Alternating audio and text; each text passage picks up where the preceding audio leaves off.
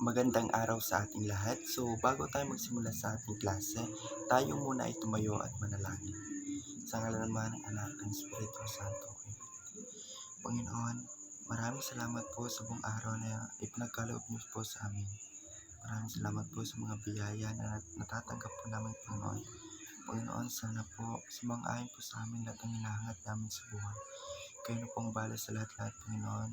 Ito lang pong aming dalangin sa matamis sa pangalan ng aming Panginoong Jesucristo. Amen. Sa ngalan ng Anak ng Espiritu Santo. Amen. So, magandang araw ulit sa ating lahat. So, bago tayo magsimula sa ating klase, maaari ko bang malaman kung mayroon bang lumiban sa ating klase?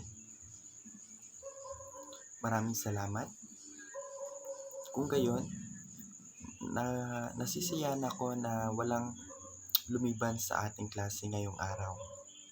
Bago tayo magsimula sa ating panibagong talakayan, ano nga ba ulit ang ating tinalakay kahapon? Mahusay. Ang ating tinalakay kahapon ay patungkol sa pang-ukol. Sino dito ang makakapagbigay sa akin kung ano ang kahulugan ng pang-ukol? Sige.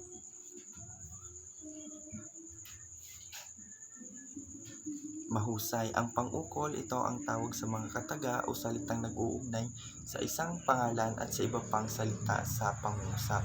So, sino dito makakapagbigay sa akin kung bakit mahalaga ang pang-ukol?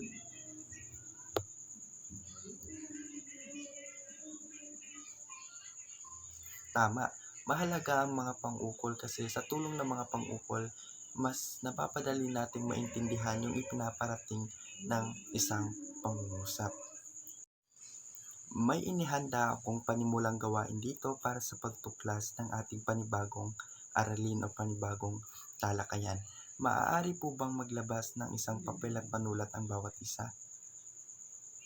Maraming salamat. So, gayon, nais ko lamang na piliin nyo yung tamang salita na ilalagay sapat lang o kukumpleto sa pangungusap.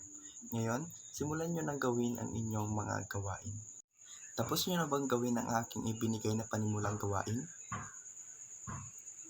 Ngayon, base sa binigay kong panimulang gawain, may idea na ba kayo kung ano ang ating tatalakayin ngayong araw?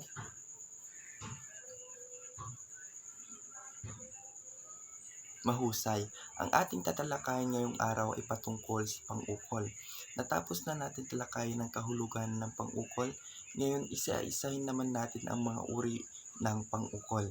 So, bago natin isa-isahin o talakayin ang mga uri ng pang-ukol, isa-isahin muna natin ang ating mga layunin. Maaari mo bang basahin?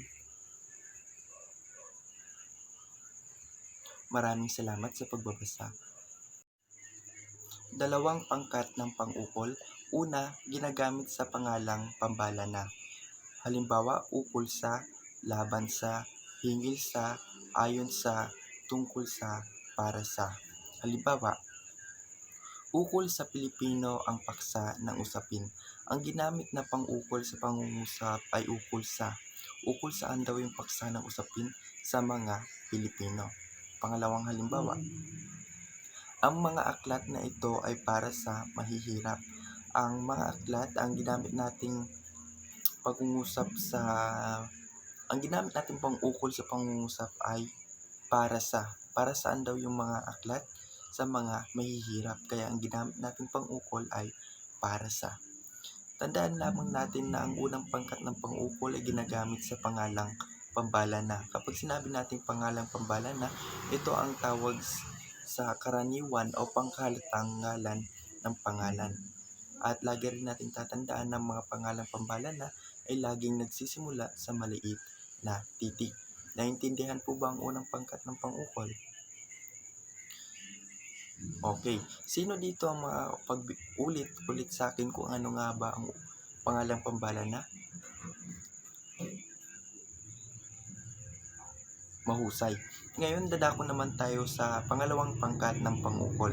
Ang pangalawang pangkat ng pang-ukol ay ginagamit sa ngalan ng tanging tao. Ang gawa, ari, layon at kilos ay para lamang sa ngalan ng tao, tulad ng ukol kay, laban kay, para kay, tungkol kay, ayon kay, at hingil kay. Halimbawa, ang gantimpalang pera ay ukol kay Maria. Ukol saan daw ang gantimpalang pera? Kay Maria. Ilan ang ginamit na tao sa pangungusap? Isa. Si Maria lamang, kaya ang ginamit natin pang ukol ay ukol kay. Sa panghalimbawa, para kay Juan ang pagkain ito. Para kanino daw yung pagkain? Kay Juan. Ang ginamit natin pang ukol ay para kay, na tumutukoy kay Juan lamang. Kaya ang ginamit natin pang ukol ay para kay. Tandaan lamang natin na ang pangalawang pangkat ng pang-ukol ay ginagamit sa ngalan ng tanging tao. Naintindihan po ba ang dalawang pangkat ng pang-ukol? Mahusay. Saan nga ba ulit ginagamit ang pangalawang pangkat ng pang-ukol? Tama. So, batid kong naintindihan nyo ang ating talakayan.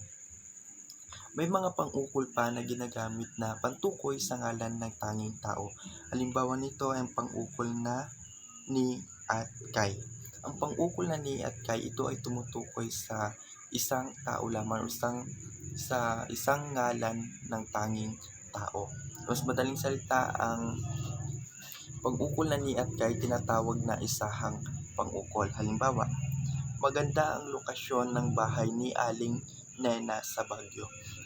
Ang binanggit na ngalan ng tanging tao sa pangungusap ay isa, si Aling Nena lamang, kaya ang ginamit natin pang-ukol ay ni. So, sa panghalimbawa, mga laruan ang pasalubong kay Mark. Ang ginamit natin pang-ukol ay kay, na tumutukoy kay Mark. So, ilan si Mark sa pangungusap? Isa, kaya ang ginamit natin pang-ukol ay kay. Tandaan lamang natin ng pang-ukol na ni at kay, ito ay tumutukoy sa ngalan ng tanging tao, or ang pang-ukol na ni at kay itinatawag na isahang pang-ukol. So, dadako naman tayo sa pang-ukol na Nina at Kina. Ang pang-ukol na Nina at Kina naman, ito naman ay tumutukoy sa dalawa o pangalan ng tanging tao sa pangungusap. Halimbawa, tumutulong ang pamilya ni Leia at Angel sa mga nasalanta ng bagyo.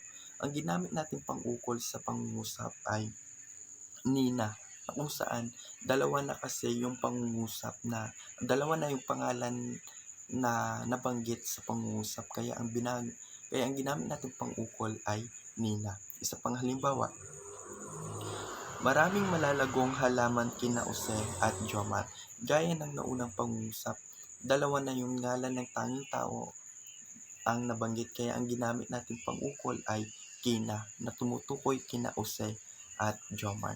Tandaan lamang natin na ang pang-ukol na Nina at Kina ay tumutukoy sa dalawa o higit pangalan ng tanging tao. So, sino dito makapag-ulit sa akin kung saan ginagamit ang pang-ukol na Nina at Kina? Mahusay. Ngayon, dadako naman tayo sa pang-ukol na nang at sa. Ang pang-ukol na nang at sa naman, ito'y nagbibigay ugnayan sa pagitan ng isang bahagi at ng isang kabuuan. Halimbawa, anak ng mayaman, anak ng masisipag, anak ng matulungin.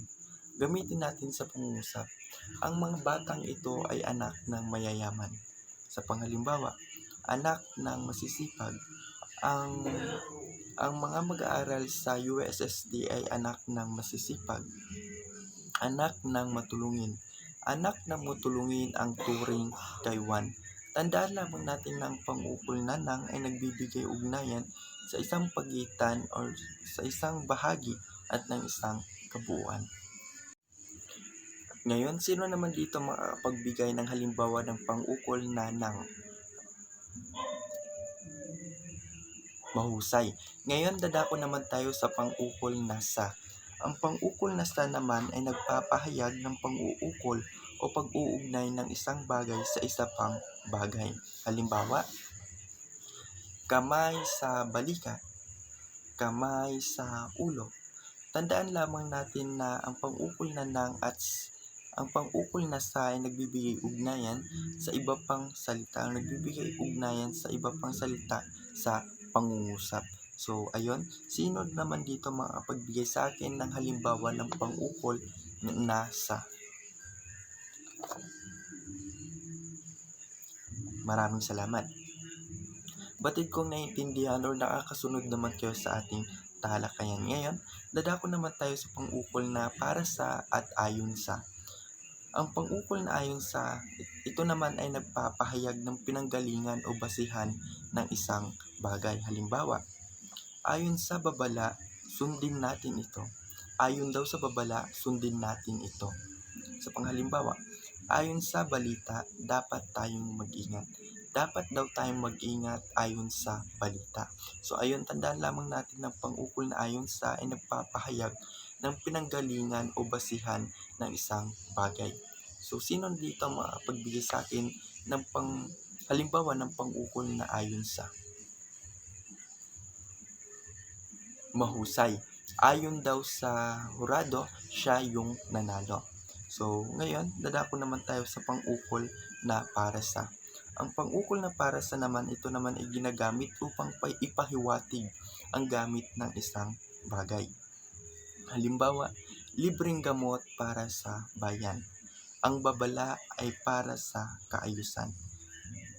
Tandaan lamang natin ng pang-ukol na para sa ay ginagamit upang ipahiwatig lamang ang gamit ng isang bagay.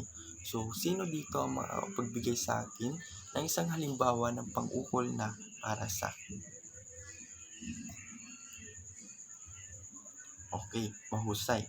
Ngayon, dito na nagtatapos ang ating talakayan patungkol sa mga uri ng pang-ukol. Batid kong naintindihan nyo ito. Ngayon, para sa inyong gawain, nais kong gumawa kayo ng 3 pangungusap na nakapaloob ang mga uri ng pang-ukol. Uulitin ko, para sa inyong gawain, nais kong gumawa kayo ng 3 pangungusap na nakapaloob ang mga uri ng pang-ukol. At pipili ako ng 3 mag-represent ng kanilang mga kasagutan dito sa harap ng ating klase. So, ngayon, simulan nyo nang gawin ang inyong mga gawain.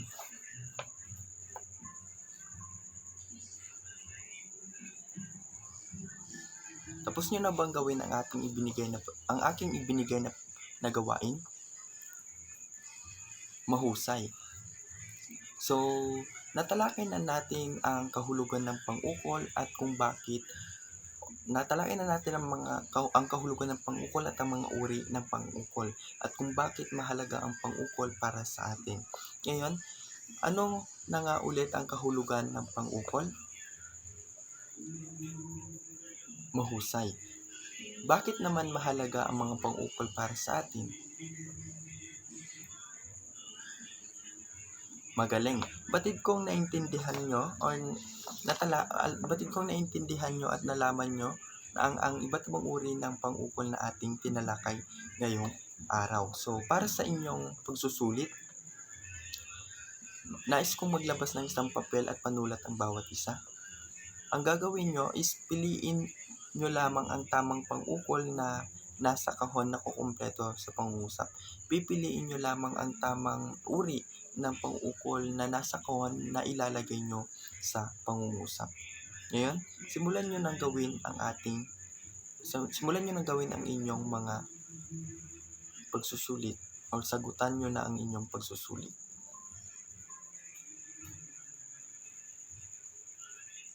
Tapos nyo na bang sagutan o sagutin ang inyong pagsusulit na ang aking ibinigay? Mahusay. Ngayon, para sa inyong takdang aralin, nais kong saliksikin nyo ang kahulugan ng maikling kwento at isulat ito sa inyong kwaderno.